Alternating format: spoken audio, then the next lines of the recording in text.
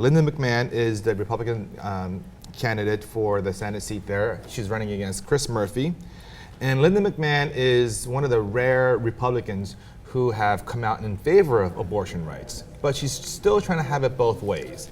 So she's saying that she favors abortion rights, however, she doesn't want hospitals to dispense emergency contraception for rape victims.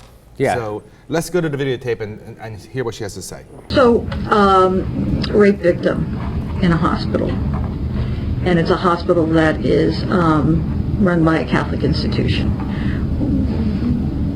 Emergency contraception. Should that be? Should she be sent to another hospital in the middle of the night when she's in dire distress? I don't think that the government should overreach.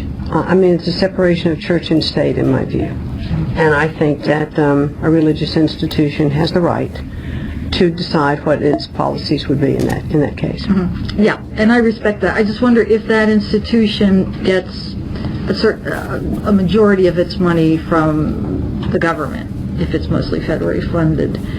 Does that play a role in your thinking?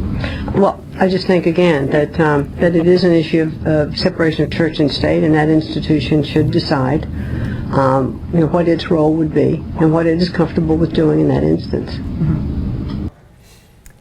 Okay. Well, all I'll say about it is there's already a law in Connecticut that says that when a woman comes into your emergency room in the middle of the night and she's been raped, you can't deny her contraception or the morning after pill. I don't know what the proper term for that, medical term for that is, but you can't deny her that stuff. So that's already a law. So she's saying that she goes against that law. She's saying that a hospital should be able to turn away a rape victim in the middle of the night, and she says that they should be able to do that on the basis of the separation of church and state.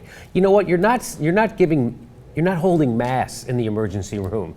You're dispensing medical care in the emergency room, and you get federal funds to do so. So you can't just start making up your own crazy voodoo rules that so this woman is raped, so that baby's protected, but another baby. You can't do that. So, and by the way, the law's already in place, so she's going against it. Now, her problem is, like you said, Steve, she's trying to have it both ways. She's trying to say that I'm for women's rights, reproductive rights, but then she's pulling this crap, and the NARAL, right, the national, that's the group that is for women's reproductive rights. They're endorsing now her opponent, Murphy, in that race, and it's based on that because they say this position she's taking right here is anti-woman, which it clearly is.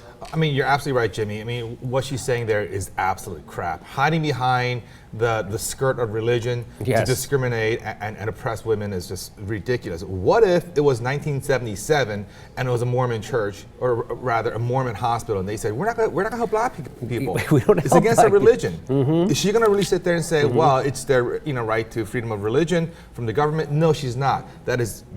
Secondly, if they're being funded by the government, then you have to abide by government rules. Yes. It's simple as that. That's the whole point. I mean, if you want to have complete freedom from government oversight and regulation, then you know what? Then don't take any money from the government. Just do it all on your own. But don't ask for a handout and then say, give me the money, but none of the laws or rules that go with it.